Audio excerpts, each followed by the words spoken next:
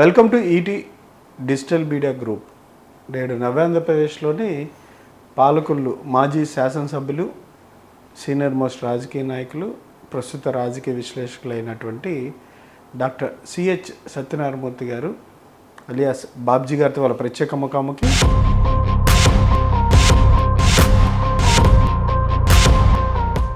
నమస్కారం బాబ్జీ గారు. నమస్కారం అండి. సార్ ఎట్లా ఉన్నారు? బాగానే ఉన్నానండి. బాగానే. 20 సంవత్సరాలు కంటిన్యూటీగా ఎన్నికల్లో పోటీ చేస్తూనే వచ్చారు. ఈ 24 ఎన్నికల్లో పాలకొల్లు నియోజకవర్గంలో మీ పోటీ లేదు. ఎలా అనిపిస్తుంది మీకు? నాకైతే ఏమనిపించట్లేదండి. ఆల్మోస్ట్ నేను రిటైర్ అయిపోయిన స్టేజ్లో ఉన్నాను కాబట్టి నేను పుట్టిన బయట నుంచి చూస్తున్నాను అంతే. ఎవరేం మాట్లాడుకున్నారు, ఎట్లా చూసుకుంటున్నారు అనేది చూస్తున్నాను అంతే. అవకాశం పొలిటికల్గా ఉండాలని నాకు ఆశ లేదు, అవకాశం కూడా రాదు. అంటే అవకాశం లేక మాత్రమే మీరు రిటైర్మెంట్ ప్రకటించారా? లేదు లేదండి. ఇప్పుడు ఈ ఏజ్లో ఉండటం కూడా కరెక్ట్ కాదండి. బికాస్ కరెక్ట్గా ప్రజలకి ఏం కావాలో మనం చేయలేం కూడా. అంత ఓపిక ఉండటం కూడా కష్టం. బికాస్ ఇవాళ పాలిటిక్స్ అంటే ఖచ్చితంగా ఫుల్ టైం జాబ్ అండి. ఎవరికి ఏం కావాలో చూడవలసిన బాధ్యత ఖచ్చితంగా ప్రజాప్రతినిధి మీద ఉంటుంది. అంత టైం స్పేర్ చేసే వయసు కూడా కాదు కూడా నాది. ఈజ్ ఆల్మోస్ట్ మన రిటైరింగ్ స్టేజ్ కాబట్టి ఇట్స్ నాట్, అది మనం వీ కెనాట్ డూ జస్టిస్ చేయలేము వాళ్ళు ఎవరికి జస్టిస్ చేయలేము. అంటే ఒక ఉద్యోగానికి పదవి విరమణ ఒక సమయం ఉంటుంది, ఒక వయసు ఉంటుంది. రాజకీయాల్లో కూడా విరమణకు సంబంధించిన సమయం రాజకీయాల్లో కూడా వయసు ఉండటం అనేది కరెక్ట్ అండి నా ఉద్దేశంలో కూడా. నిశ్చేతంటే వయసు వచ్చే కొద్ది ఒకటి ఎంత ఓపిక ఉండాలనేది చూడవలసింది. ఎనర్జీ లెవెల్స్ ఆల్సో తగ్గిపోతాయి. ఒకటి, రెండు, ఏజ్ వచ్చిన తర్వాత మీ బ్రెయిన్ కెపాసిటీ కూడా మర్చిపోవటం, గమ్మని గుర్తు రాకపోవటం, అయితే సరైన నిర్ణయాలు తీసుకోలేకపోవటం, ఇవన్నీ కూడా ఉంటాయండి. ఆ తర్వాత ఏజ్ వచ్చిన తర్వాత అంత స్ట్రెస్ తీసుకోవడం కూడా ఆరోగ్యానికి మంచిది కాదు ఖచ్చితంగా. ఇప్పుడు this the time for the relaxation ఒక ఏజ్ వచ్చిన తర్వాత ఖచ్చితంగా. అంచేత నా ఉద్దేశంలో అది కరెక్ట్ కూడా కాదు. నిజంగా ఏమన్నా నిజంగా అంటే ఉడుకునే మీరు యునానిమస్కి ఎన్నికైనా కానీ యూ కెనాట్ డూ జస్టిస్ చేయలేరు. ఆ పదవికి అయితే జస్టిస్ చేయలేరు, ఖచ్చితంగా చేయలేరు. ఇది చాలా చిన్న ప్రశ్నే. ఎమ్మెల్యే అంటే ఏంటి సార్ అర్థం? ఎమ్మెల్యే అనేది చాలా ప్రజాప్రతినిధి సార్. అంటే ప్రజలకి ఎటువంటిది వచ్చినా కానీ ఆయన ద్వారా, ఎమ్మెల్యే ద్వారా, బికాజ్ ఈ మెంబర్ ఆఫ్ లెజిస్లేటివ్ అసెంబ్లీ, ఆయన ద్వారా అసెంబ్లీకిలో తనని రిప్రజెంట్ చేసి మాకు ఇట్లా కావాలి, ఇలా చేయాలి, మా ప్రజల యొక్క ప్రాబ్లమ్స్ ఇవాళ ఉన్నాయి, ఇట్లా చేస్తే బాగుంటుంది. అయితే ఎనీ డిపార్ట్మెంట్, అగ్రికల్చర్ కావచ్చు, విద్య కావచ్చు, వైద్యం కావచ్చు, ఏదైనా సరే నా నియోజకవర్గానికి ఇలా చేసుకుంటే బాగుంటుంది, నేను ఇలా డెవలప్ చేయాలనే భావాన్ని తీసుకెళ్ళటానికే ఎమ్మెల్యే. అంతే. యాజ్ ఇట్ ఈస్గా మీరు అనే దృష్టిలో మరి ఆ ప్రశ్న మీరు ఎందుకు అడిగారో నాకు తెలియదు, కానీ అంతవరకు మాత్రమే బాధ్యతలు అంతే. యాజ్ ఇట్ ఈస్గా ఎమ్మెల్యేకి పవర్ అనేది ఏమి ఉండదు. పవర్ అనేది ఏముండదు, అస్సలు ఏమి ఉండదు. కాన్స్టిట్యూషన్ ప్రకారం ఎమ్మెల్యేకి ఏం పవర్ ఉండదు. పవర్ ఉండదు. కానీ అంటే రెస్పెక్ట్ అనేది ఉంటుంది డెఫినెట్గా. ఎంచేదంటే తీసుకెళ్తున్నారు కాబట్టి రెస్పెక్ట్ అనేది ఉంటుంది. ప్రోటోకాల్ మంచి ఎక్సలెంట్ ప్రోటోకాల్ ఉంటుందండి. కొన్ని ప్రివిలేజెస్ ఉంటాయి ఖచ్చితంగా దాంట్లో. అవి మటుకు దే ఎంజాయ్ ఇట్ అండి, దాంట్లో అనుమానం ఏం లేదు. కానీ యాజ్ ఇట్ ఈస్గా మటు అంటే నీవు సంతకం పెడితే నీకు అయ్యేది కలెక్టర్ సంతకం పెడితే 100%, చీఫ్ మినిస్టర్ సంతకం పెడితే 100% జరిగి తీరాలి. అవి అలా ఎమ్మెల్యే సంతకం పెట్టి అది ఇది చేస్తున్నాను అనడానికి ఏం ఉండదండి అసలు. అంటే ఖచ్చితంగా జరిగి తీరాలనేది అసలు ఎమ్మెల్యే సంతకానికి కూడా అటువంటిది లేదు, అలా విలువే ఉండదు. అంటే మనం క్రియేట్ చేసుకుంటే, మనం ఏమైనా చేసుకుంటే తప్ప, ఒక రికమెండేషన్కి ఏమైనా పనికి వస్తుందేమో తప్పండి. మరి రికమెండేషన్స్ అనేవి కరెక్ట్గా ఉండకూడదని కదా. అంచేత ఎమ్మెల్యేకు రికమెండ్ చేయడానికి అవకాశం ఉంటుంది. ఈయన బాగా చేసుకుంటాడు, ఇతను బాగా చేస్తాడు, లేకపోతే ఈ పొలిటికల్గా కూడా ఈ పార్టీలో ఈ సభ్యుడు చాలా బాగా చేస్తాడు అని అవి చెప్పడానికి, వాళ్ళని రికమెండ్ చేయడానికి, పార్టీలో రికమెండ్ చేయడానికి, కానీ ఒక ఆఫీసర్ రికమెండ్ చేయడానికి కాబట్టి డెఫినెట్గా వస్తుంది. అది only respect, because of the respect వల్ల వాళ్ళు యాక్సెప్ట్ చేస్తారు. అంతేకాని పవర్ అనేది అసలు యాక్సెప్టీస్గా ఏం లేదు. కానీ రెవెన్యూ శాఖ మీద, కానీ ప్రజాప్రతినిధిగా అసెంబ్లీలో కూర్చుంటే అది వాళ్ళు అక్కడ వేసే ఓటింగ్ మటుకు డెఫినెట్గా హైయెస్ట్ విలువ, బికాజ్ కోర్టు కన్నా ఎక్కువ విలువ అది. అపోజిషన్లో ఉండొచ్చు, లేకపోతే పబ్లిక్ మామూలు గవర్నమెంట్లోనే ఉండొచ్చు. కానీ జనరల్గా గవర్నమెంట్లో ఎవరుంటే అదే నెగ్గుతుంది కాబట్టి తీసుకున్నా. కానీ అక్కడ మటుకు ఆ ఓటు హక్కు మటుకు వాళ్ళు తీసుకునే నిర్ణయం మటుకు డెఫినెట్గా అది యాక్సెప్ట్ చేయవలసిందే. That is the power of the MLA. అంతే. చట్టాలు రూపొందించేటప్పుడు లేదంటే శాసనాలు లేదంటే అసెంబ్లీలో చర్చ జరిగినప్పుడు ఆమోదింపజేసే విషయంలో ఈ ఎమ్మెల్యే యొక్క హక్కులు పరిధి ఎంతవరకు ఉంటుంది? డెఫినెట్గా మరి ఆ చట్టం వాళ్ళందరూ కలిపి మెజారిటీ ఓట్ చేస్తేనే కదండి ఒక చట్టం వచ్చినా ఏదైనా వచ్చినా కానీ ఖచ్చితంగా వాళ్ళు మెజారిటీ చేస్తేనే కదా. అంటే ఆ ఓటు హక్కే దిస్ పవర్ఫుల్ అండి ఎమ్మెల్యే. అక్కడి వరకు మాత్రమే వీళ్ళకి అధికారాలు విశేష హక్కులు అనేవి కలిగి ఉంటారు. తక్కువన్నీ ప్రివిలేజెస్. కానీ నియోజకవర్గంలో ఎమ్మెల్యే గెలిచేసరికి నియోజకవర్గానికి రాజులాగా ఫీల్ అవుతున్నారు ఇవాళ రోజు ప్రజాప్రతినిధులు. అంటే దట్ ఈస్ ద రెస్పెక్ట్ ఎమ్మెల్యేకి వస్తుంది. ఆ రెస్పెక్ట్ వస్తుందండి. వస్తుందా? భయపెట్టి తెచ్చుకుంటున్నారు? లేదు, వస్తుందండి యాక్చువల్గా. ఎంచేతంటే అందరూ కలిపి ఎన్నుకున్నారు కాబట్టి మెజారిటీ పీపుల్ అతన్ని యాక్సెప్ట్ చేశారు కాబట్టి డెఫినెట్గా ఆయనకి రెస్పెక్ట్ అనేది ఖచ్చితంగా ఇవ్వాలి. That's one. రెండోది ఏంటంటే రెస్పెక్ట్ వచ్చిన తర్వాత ఒక ఎమ్మెల్యే అనేవాడు అందరినీ సమానంగా చూడవలసిన బాధ్యత కూడా ఎమ్మెల్యే ఉంటారు. నాకు వీళ్ళు అపోజిషన్ కదా, వీళ్ళకి నేనేం చేయకూడదు అనేది కూడా కరెక్ట్ కాదండి. ఇప్పుడు ఈ రోజుల్లో అలా జరుగుతుంది, కానీ ఇప్పుడు నా ఉద్దేశంలో అది కరెక్ట్ కాదు. ఎన్నికైన తర్వాత ప్రజలందరూ సమానం అనేది చూడవలసిన బాధ్యత కూడా ఎమ్మెల్యేదే. కానీ అలా ఉన్న రోజులు కూడా ఎమ్మెల్యేకి రెస్పెక్ట్ కూడా పెరుగుతుంది నా ఉద్దేశం. కానీ అట్లా మాత్రం లేదు కదా ఇవాళ రోజుల్లో. అన్ని శాఖ అధికారుల మీద ఆజమాయిషి, దౌర్జన్యం ఇవి కూడా ఉన్నాయి కదా. మరి దీన్ని ఎట్లా? అది దురదృష్టం అంతే. అది అపోజిషన్ పార్టీకి అది దురదృష్టం. అంటే 75 ఏళ్ళ భారతదేశ స్వతంత్రం వచ్చిన తర్వాత పరిపాలనలో తీసుకొచ్చిన విప్లవాత్మక సంస్కరణలు ఏంటంటే ప్రజాప్రతినిధులు ఈ విధంగా బిహేవ్ చేయడం. ఈ విధంగా పెడితే ఇది ఇప్పుడు ఏ పార్టీ అయితే గవర్నమెంట్లో ఉంటుందో ఆ పార్టీకి మేమే చేస్తాం, మేమే చేయాలి అని చెప్పి మళ్ళీ నెక్స్ట్ టైం మేమే రావాలి, ఎక్కువ పనులు చేసినట్టయితే మమ్మల్ని ఎన్నుకుంటారనే భావం ఒకటి ఉండిపోతుందండి. అంచేత మాకే రావాలి కాబట్టి నెక్స్ట్ టైం మళ్ళీ మా పార్టీ ఎన్నిక కావాలి కాబట్టి మనందరం చేసి ప్రతి వాళ్ళకి ఏం చేయకుండా ఉంటే వాళ్ళందరూ అన్ని పార్టీలో కన్నా వస్తారు అనే భావంతో అందరూ ఈరోజు అథారిటీ చేస్తున్నారు అంతే. యాక్చువల్గా అఫీషియల్గా చేయడానికి అలాగే ఏం లేదు. ఎమ్మెల్యేగా ప్రమాణ స్వీకారం చేశారు మీరు. దాంట్లో ఎక్కువగా పొందుపరిచిన అంశాన్ని ఒక్కసారి గుర్తు చేసి ఈ తరానికి అర్థమయ్యేటట్టుగా ఆ ప్రమాణ స్వీకారంలో ఏముంటుంది? అంటే అందరినీ సమానంగా చూస్తాను, రాజ్యాంగం కాపాడుతామని ప్రమాణ స్వీకారం చేస్తారు. అంతే, అందరినీ సమానంగా బంధుప్రీతి లేకుండా ఉంటుంది. అది ఉంటుంది. నేను రాజ్యాంగానికి కట్టుబడి ఉంటాను, ఆ రకంగా నేను బిహేవ్ చేస్తాను, దాన్ని ఆ దేశ యొక్క ఇదికి కాపాడుతాను అని ఉంటుందండి.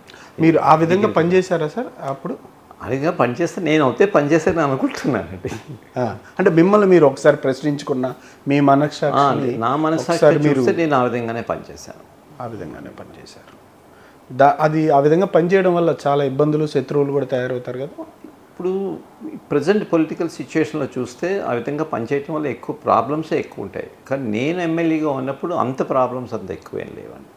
People use to accept it. అందరూ కలిపే సరదాగా ఉండేవాళ్ళు, అందరూ ఉండేవాళ్ళు. అపోజిషన్ ఇలా అని ఏమి ఉండేది కాదు.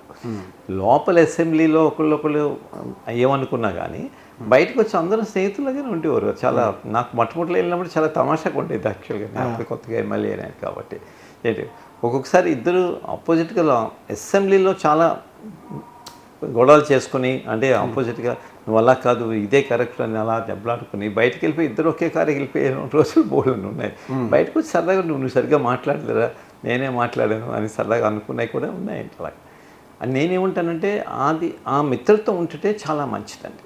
అక్కడ ఒక సమస్య గురించి దాని గురించి మనం అందరూ మాట్లాడుతున్నారు కాబట్టి నా ఒపీనియన్ నేను చెప్తాను, ఆయన ఒపీనియన్ నేను చెప్తాను.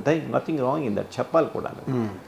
కానీ దాన్ని సీరియస్గా తీసుకుని బికాస్ నేను అపోజిషన్లో ఉన్నాను కాబట్టి, లేకపోతే మీరు అన్నదానికి నేను ఏకీభవించలేదని చెప్పి మనం కోపం పెట్టేసుకుని ఇద్దరు శత్రువులు అయిపోవడం కరెక్ట్ కాదు. బట్ అన్ఫార్చునేట్గా ఈరోజు ఆ సిచ్యుయేషన్ మారిపోతూ వచ్చింది. ఇప్పుడు అది దురదృష్టకరం. అంతే. ఎన్నికల్లో రాజకీయాల్లోకి వచ్చినప్పుడు ఖర్చు పెట్టిందే ఎవరు ఎమ్మెల్యే ఎవరు ఖర్చు పెట్టేటప్పుడు మీరు ఆలోచించారా? నేను ఒక 2 కోట్లు లేకపోతే ఎన్నికల అధికారి మీకు ఇచ్చిన వెసులుబాటులో ఖర్చు పెట్టి దాన్ని పూర్తిగా ఒక మిగతాది సంపాదించుకోవాలని రాజకీయాల్లోకి వీలాంటి వాళ్ళు వచ్చారా?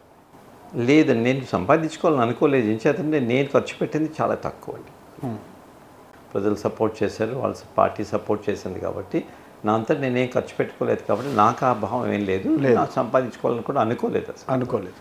కానీ ఇప్పుడు రాజకీయాల్లో ఎమ్మెల్యే అభ్యర్థి 30 కోట్లు 25 నుంచి 30 కోట్లు ఖర్చు పెట్టాలి, దాని తర్వాత 100 కోట్ల వరకు వెనకేసుకోవాలనే వ్యాపార దృక్పథంతో ఎమ్మెల్యే అభ్యర్థులుగా పోటీ చేసే మనస్తత్వాలు వాళ్ళు చూస్తూ ఉన్నాం, కథనాలు కానీ. అందరూ అలా ఉండాలని ఏం లేదు కదా. ఏమో కొంతమంది బాగానే ఉండొచ్చు కదండి, కొంతమంది ఉంటుంది. అయినా పైకి ఎలా చెప్తారు మీరు దాన్ని? చెప్పలేరు కదా మీరు. అలా ఉన్నారు, ఈయన అలా ఆలోచిస్తున్నాడు, డబ్బులు చేసుకుంటున్నాడని, లేకపోతే ఇంకొక ఆయన అలా ఇలా చెప్తాం, మనం ఏం చెప్పలేం కదా. అంటే మనం అలాగనే ఎక్కడన్నా ప్రూఫ్ ఉంటుందా? మనకి ఉంటుందండి. ప్రూఫ్ లేనప్పుడు మనం కరెక్ట్గా మాట్లాడటం కూడా కరెక్ట్ కాదు నా ఉద్దేశంలో.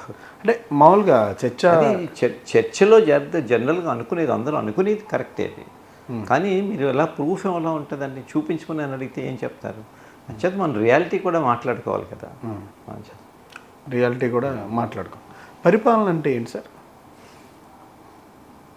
ఇది ప్రజాప్రతినిధులు, ఎన్నికైన ప్రజాప్రతినిధులు కానీ సీఎం గారు కానీ పరిపాలన అంటే ప్రజల్ని కావాల్సిన సదుపాయాలన్నీ మనం డెఫినెట్గా కలెక్ట్ చేయటం అనేది పరిపాలన. అటు ప్రభుత్వం కానీ, ప్రభుత్వంలో పనిచేసే ఉద్యోగులు కానీ, వీళ్ళందరూ డెఫినెట్గా దాని గురించే ఉన్నారు, ప్రజల గురించే ఉన్నారు. యాక్చువల్లీ అలా చూస్తే ప్రజలు are superior, to be frank. Correctly ప్రజలే వాళ్ళకి సుపీరియర్. అంటే ప్రజలు ఇచ్చే ట్యాక్సెస్ని బట్టి, ఆ వాటిని బట్టి, దాని నుంచి వచ్చిందే, ప్రభుత్వం నుంచి వచ్చిందే మన అధికారులకి ఇస్తున్నాం. సో ప్రజలే అధికారులకి జీతం ఇస్తున్నారు యాక్చువల్గా. సో యాక్చువల్గా దాని కంపారిటివ్గా వాళ్ళే, ప్రజలే వాళ్ళని బతికిస్తున్నారు కరెక్ట్గా చెప్పాలి. నా ఉద్దేశంలో అధికారం అనేది వాళ్ళకి కొన్ని అధికారాలు ఉంటాయి కాబట్టి, ఉండకపోతే అది మేనేజ్ చేయడం కష్టం కాబట్టి, ఒక ఆఫీసర్గా ఒక కలెక్టర్ కానీ, ఒక సెక్రటరీ కానీ డెఫినెట్గా కొన్ని అధికారాలు ఇవ్వకపోతే వాళ్ళకి పని చేయలేరు డెఫినెట్గా. సో అధికారాలు ఖచ్చితంగా వాళ్ళకి ఉండాలి. కానీ మెయిన్గా ప్రజల దృష్టిలోనే పెట్టుకుని వాళ్ళకి కావాల్సిన సదుపాయాలు చేయటం అనేది ముఖ్యం. ఎక్కడ ఎటువంటి పరిస్థితుల్లోనూ వాళ్ళు ఇబ్బంది పెట్టకూడదు. వాళ్ళు ఉన్నదే అందుకు ప్రజలకి అన్ని సౌకర్యాలు కలెక్ట్ చేయడానికి ఏది కావాలంటే మనం సమకూర్చడానికే అయితే చీఫ్ మినిస్టర్ కానీ, ప్రభుత్వం కానీ, దాంట్లో ఉండే బ్యూరోక్రాట్స్ కానీ ఉన్నదే. సో దీని సమపాలుగా వచ్చిన డబ్బు ఎంత ఉందో చూసుకుని దాన్ని చక్కగా ప్లాన్ చేసి ముందుకు తీసుకెళ్ళడం అనేది బ్యూరోక్రాట్స్ యొక్క పాపం. దాన్ని అమలు చేయడానికి ఎట్లా చేస్తే బాగుంటుంది అనేది ఆలోచించుకుని ఒక నిర్ణయం తీసుకునేది ప్రభుత్వం అండి. సో అట్లాగా మీరు చూసుకుని వెళ్ళినట్టయితే డెఫినెట్గా ఏ పరిపాలన అయినా చాలా బాగుంటుంది. ఈ పరిపాలనలో సంక్షేమం అందించాలనే భాగం ఎంత భాగంలో దాన్ని మోతాదులో కరెక్ట్గా మీరు చెప్పింది మంచి ప్రశ్న. అది సంక్షేమం అనేది ఖచ్చితంగా ఉండాలండి. అంటే చాలామంది బిలో పవర్టీ లైన్లో ఉన్నవాళ్ళు కొన్ని నిజంగా చాలా ఇబ్బందులు పెడతారు. అంటే విద్య దగ్గర కానీ, వైద్యం దగ్గర కానీ, లేకపోతే ఏదైనా ఒక కూలికి పని వెళ్ళటానికి కానీ సరిగ్గా ఇవ్వకపోతే కష్టమై. నేనేమంటానంటే సంక్షేమం అనేది ఖచ్చితంగా కొంత పర్సంటేజ్ ఉండాలి. అంటే బిలో పవర్టీ లైన్ ఎంతుందో, యాక్చువల్గా ఎంతుందో ఆ మాత్రం ఆ పర్సంటేజ్ ఆఫ్ సంక్షేమం ఉంటే చాలా బాగుంటుంది. సపోజ్ మనకి ఇప్పుడు below poverty line 22 or something like that, ఇంకా తగ్గింది అనుకుంటారు ఇప్పుడు యాక్చువల్గా 18%. అంటే ఆ 18% 20% సంక్షేమం ఉండాలి. కానీ నా ఉద్దేశంలో మొత్తం అంతా తీసుకెళ్ళిపోయి అంతా సంక్షేమానికి పెట్టడం కరెక్ట్ కాదు. అంటే అన్ని సంక్షేమం బాగా పెరగాలంటే మన ఇన్కమ్ సోర్సెస్ కూడా ఖచ్చితంగా ఉండాలి గవర్నమెంట్. కానీ ఇన్కమ్ పెంచుకోవాలి. ఇన్కమ్ పెంచేకొద్ది సంక్షేమం కూడా పెరుగుతుంది కదా. మీకు వాడికి ఇచ్చేది కూడా వేళ రూపాయి ఇస్తే సంక్షేమానికి నిజంగా ప్రభుత్వానికి ఇన్కమ్ పెరిగితే పర్సంటేజ్ కూడా పెరుగుతుంది కాబట్టి రేపు 2 రూపాయలు వస్తుంది వాడికి. సో ఇన్కమ్ సోర్సెస్ కూడా ఖచ్చితంగా గవర్నమెంట్కి పంచే బాధ్యత డెఫినెట్గా ప్రభుత్వాన్ని. అదే సంపద అదే సంపద సృష్టించాలి. ఖచ్చితంగా సంపద సృష్టించడానికి ఎక్కడ తీసుకొస్తామంటే ప్రతి సంవత్సరం డెఫినెట్గా సంపద పెంచుకుంటే వెళ్ళాలండి. పెంచుకునే కొద్ది ఖర్చులు కూడా ఎక్కువ అవుతాయి కదా. బికాజ్ బ్యూరోక్రాట్స్ కానీ అందరికీ కూడా జీతాలు పెంచాలి. ప్లస్ దీంట్లో ట్యాక్సెస్ కూడా సమానంగా కూడా తీసుకుని వెళ్ళవలసిన బాధ్యత ఉంది. అలాగే ప్రజలకు కూడా ట్యాక్సెస్ పే చేయవలసిన బాధ్యత కూడా ప్రజలదేనండి. బికాజ్ వాళ్ళు ట్యాక్సెస్ పే చేస్తాను కదా మనకు అన్నీ వచ్చాయి. సో ఆ దురదృష్టం కొద్దీ మనకి ఇంకా సెల్ఫిష్నెస్ అనేది చాలా ఉండిపోతుంది. నేను ఎందుకు ట్యాక్స్ పే చేయాలి, ఎలా ఎగ్గొడతాం అనే భావనలో చాలామంది ఉంటారండి. అదే మనం ట్యాక్స్ పే చేస్తే మనకు మంచి రోడ్లు వస్తాయి, మంచి హంగులు వస్తాయి అనే భావం చాలా తక్కువ మందిలో ఉంది. సంక్షేమం కోసం ముఖ్యమంత్రి గారు కొన్ని లక్షల కోట్ల రూపాయలు డీబీటీ పద్ధతి ద్వారా అర్హులైన వారందరికీ ఇచ్చారు. అర్హుల్లో ఓసీలు ఉన్నారు, బీసీలు ఉన్నారు, ఎస్సీలు ఉన్నారు, అన్ని వర్గాల వాళ్ళు ఉన్నారు. ఈ విధానాన్ని ఎట్లా చూడాలి? ఈ పరిపాలనా విధానాన్ని ఏ విధంగా చూడాలి? సార్ సంక్షేమం అంటేనే ఎవరైతే బిలో పావర్టీ లైన్లో ఉన్నారో వాళ్ళకి ఇస్తేనే సంక్షేమం అవుతుందండి. వాళ్ళకి మాత్రం ఇవ్వాలి, ఇస్తేనే సంక్షేమం అవుతుంది. అంటే డబ్బున్నవాడికి కనుక ఇచ్చినట్టయితే అది సంక్షేమం ఎలా అవుతుందండి? అవ్వదు కదా. వాడికి మనం అనవసరంగా వాడి సంపాదించుకునే కెపాసిటీ ఉండి తన బ్రతకగలిగిన కెపాసిటీ తనకు ఉన్నప్పుడు అది సంక్షేమం ఎలా అవుతుందండి? మనం అది అవ్వదు. సంక్షేమం ప్రక్కన పెడితే ఎడ్యుకేషన్ మటుకు డెఫినెట్గా గవర్నమెంట్ ఖచ్చితంగా ఫ్రీగా చెప్పాల్సింది, అందరికీ ఇవ్వాల్సింది. గవర్నమెంట్ వాళ్ళు ఫ్రీగానే ఇస్తుందండి ఎడ్యుకేషన్. కానీ స్కూల్స్ చాలా ఎక్సలెంట్ స్కూల్స్ ఉన్నాయి, ఎక్సలెంట్ టీచర్స్ ఉన్నారు మన దగ్గర, కానీ వాళ్ళని సరైన పద్ధతిలో మనం వాడుకోలేకపోతున్నాం. ఎంచేతంటే అందరూ ప్రైవేట్ స్కూల్స్కి వెళ్ళిపోవటం వల్ల బాగా చాలా తెలివితేటలు తక్కువ ఉండి మరీ బొత్తిగా ఇది ఏమాత్రం ఎఫర్ట్ చేయలేని వాళ్ళందరూ స్కూల్స్లో చేస్తున్నారు. కానీ వీళ్ళలో కూడా మంచి మంచి మార్కులు వచ్చి చాలా చక్కగా ఉన్నారు కదా. సో మన దగ్గర ఒక టీచర్ని కరెక్ట్గా టీచర్ పని చేయనివ్వటం లేదు ఇప్పుడు నా ప్రభుత్వాలు చూస్తున్నాను. అంటే వాళ్ళకి అదర్ పని లేవు, ఈ కంప్యూటర్స్ ఫీడ్ చేయటం కానీ, లేకపోతే మధ్యాహ్న భోజన పథకంలో ఎంతమంది పెట్టారని కానీ హెడ్ మాస్టర్ చూడవలసిన అవసరం ఏముందండి? చూస్తే తను కాన్సన్ట్రేషన్ అంతా స్టడీస్ మీద ఉండాలి. సో నేను అనేది టీచర్స్ కానీ హెడ్ మాస్టర్ కానీ ఖచ్చితంగా అకాడమిక్గానే చూడాలండి. వాళ్ళు ఇటువంటి వాటికి రాకూడదు. అంచేత నేనేమంటానంటే ప్రతి స్కూల్లోనూ ఒక అడ్మినిస్ట్రేటర్ అనేవాడు ఒకటి ఖచ్చితంగా వాళ్ళు వెయ్యాలండి. వాడు ఇటువంటి పనులు ఇటువంటి పర్యవేక్షించడానికి అప్పుడు మీరు టీచర్స్ని ఇబ్బంది పెట్టక్కర్లేదు, ఎడ్యుకేషన్ కరెక్ట్గా జరుగుతుందండి. లేకపోతే క్లాసులు మానేసి వాళ్ళ పనులు చేసుకోవాల్సి వస్తుందండి. హెడ్ మాస్టర్కి అన్నీ కష్టం కదండి, అన్నీ ఫీడ్ చేయాలి, హెడ్ మాస్టర్నే ఉంటామంటే కరెక్ట్గా. సో ఇటువంటి అన్నీ ఒక అడ్మినిస్ట్రేటర్ని తీసుకుని మనకి ఎక్కడైనా దట్ ఈస్ ఎ మేనేజ్మెంట్ అండి. టీచర్కి ఎలా వస్తుంది ఆ మేనేజ్మెంట్? సో అడ్మినిస్ట్రేటర్ అనేవాడు ఉంటే ఆ అడ్మినిస్ట్రేటర్ ఇటువంటి వర్క్స్ అన్నీ వాడు చూసుకోవడానికి డెఫినెట్గా చేసుకోవడానికి బాగుంటుంది. సో నా ఉద్దేశం నేను అనేది అంటే టీచర్స్కి ఎలాగ ఉద్యోగాలు చాలా ఇస్తున్నాం, చాలా పే చేస్తున్నాం. అది డెఫినెట్గా ఒక అడ్మినిస్ట్రేటర్ పోస్ట్ ఒకటి క్రియేట్ చేసి ప్రతి స్కూల్కి కనుక ఇవ్వగలిగితే డిపెండింగ్ ఆన్ ది స్కూల్ స్టేటస్ని బట్టి, ఇప్పుడు చిన్న స్కూల్స్ ఉంటుంది, మామూలు ఉంటుంది 2-3 స్కూల్స్ కలిపి ఒక అడ్మినిస్ట్రేటర్. సపోజ్ 1000 స్టూడెంట్స్ ఉన్న స్కూల్స్ ఉన్నాయి, 600 ఉన్నారు, అటువంటి కొద్ది కెపాసిటీ ఉన్న మంచి కెపాసిటీ ఉన్న అడ్మినిస్ట్రేటర్ అని పెట్టు. అది చేసుకున్న రోజునండి ఎడ్యుకేషన్ పాడదు, ఇంకా చాలా బాగుంటుంది ఎడ్యుకేషన్. మళ్ళీ గవర్నమెంట్ ఎడ్యుకేషన్కి చాలా కొన్ని కోట్లు ఖర్చు పెడుతుంది, కానీ దానికి కావాల్సిన ఫలితం ఇక్కడ రావడం లేదు. ఫలితం మాత్రం డెఫినెట్గా రావడం లేదు. ప్రభుత్వ స్కూళ్ళల్లో మాత్రం రావడం లేదు. డెఫినెట్గా ఆ టీచర్స్ని కానీ పూర్తిగా వదిలేసి వాళ్ళ మీద యాజమాన్యం కానీ చేసినట్టయితే డెఫినెట్గా 100% వస్తుందండి. టీచర్స్ని అకాడమిక్గా ఉన్న టీచర్స్ని ఎప్పుడు బయటికి మళ్ళీ పంపించడం కానీ అవన్నీ చేయకూడదు. ఆయన దేశంలో ప్రజాప్రతినిధులు బేసిక్గా ప్రజల్లో ఎట్లాంటి భావాలని కలిగించాలి? లేదంటే కక్షలు కార్పణ్యాలు, మేము డబ్బులు ఇస్తుంటే వేరే పార్టీ వాళ్ళు వద్దంటున్నారు, మాకన్నా ఎక్కువ ఇస్తానని మీకన్నా ఎక్కువ ఇస్తామని ఇంకో పార్టీ వాళ్ళు రావడం, అంటే ప్రజాప్రతినిధుల వ్యవహార శైలి, అది అధికారంలో ఉన్న వ్యక్తులు ఎవరైనా ఇవాళ వీళ్ళు ఉండొచ్చు, రేపొద్దున వేరే వాళ్ళు ఉండొచ్చు, ఎట్లా ఉండాలి? అన్ఫార్చునేట్గా మనది ఎడ్యుకేషన్ లేనటువంటి కంట్రీ ఉంది. ఎడ్యుకేషన్ అంటే డిగ్రీస్ అని కాదండి, ప్రజలకి ఎడ్యుకేషన్ లేదండి. నేను ఇలాగ ఇస్తాను, నేను 3000 ఇస్తాను, 2000 ఇస్తాను, 10,000 ఇస్తానంటే నిజంగా ఇక్కడ నమ్ముతున్నారు. అదే మీరు ఇంగ్లాండ్లో చెప్పారనుకోండి, అమెరికాలో చెప్పారనుకోండి, వాళ్ళు అలాగే నువ్వు ఎలాగ ఇస్తావు, నీకు వచ్చే ఇన్కమ్ ఇంత, నువ్వు ఇంత ఇచ్చేస్తే ఇంత అవుతుంది కదా వాళ్ళు అడుగుతారు సార్. ఇక్కడ ఇలాగ అడిగే వాళ్ళు ఎవరు అంత తెలివితేటలు ఉన్నవాళ్ళు కానీ అడిగే ధైర్యం కానీ వాళ్ళు ఎవరికీ లేదు, ధైర్యం. అంచేత మంది కింద క్యాడర్లో పాపం అంటే ఎవరైతే బిలో పవర్టీ లైన్ ఉండి లో మిడిల్ క్లాస్ ఎవరైతే ఉంటారో వాళ్ళకి ఇన్ని భావాలు ఏముండవు, ఏదో వస్తుంది కదా అని పాపం ఆశ ఉంటుంది తప్ప ఇవన్నీ ఆలోచించడానికి వాళ్ళకి చేత కాదు. సో అప్పర్ లెవెల్లో చేసినట్టే వాళ్ళు మ్యాక్సిమం తక్కువ మంది ఉంటారు. అప్పర్ క్యాస్ట్లో ఇవన్నీ అర్థం చేసుకున్న తక్కువ మంది ఉంటారు కాబట్టి వాళ్ళకి ఓటింగ్ దగ్గరికి వచ్చేటప్పటికి విలువ ఏమి ఉండట్లేదు. సో అది కింద క్యాడర్లో కూడా మన ఎడ్యుకేషన్ కనుక ఇప్పటి నుంచి మనం చేసి దీని మీద కనుక ప్రవేశపెట్టగలిగితే అట్లీస్ట్ 20 ఇయర్స్కి పీపుల్ అందరూ అర్థం చేసుకుని మంచి వాళ్ళు ఎన్నుకోవడానికి అవకాశం ఉంటుంది. సరే, ఏదైతే ప్రజలు ఎప్పుడు ఇంకా తీసుకునే వ్యక్తులుగానే ఉండాలా, సంపాదించే వ్యక్తులుగా, ధనవంతులుగా, రిచెస్ట్ కంట్రీ ఇన్ వరల్డ్ అని ఇండియాకి ఎప్పుడు వస్తుంది? ఎస్, అంటే ఎవరికి వాళ్ళే కష్టపడినప్పుడే రిచెస్ట్ కంట్రీ అవుతుంది సార్. ప్రతి ఒక్కటి డెఫినెట్గా కష్టపడాలి, దాంట్లో అనుమానం ఏం లేదు. అంటే ఎవరి లెవెల్కి వాళ్ళు కష్టపడితే ఖచ్చితంగా ఉంటుంది.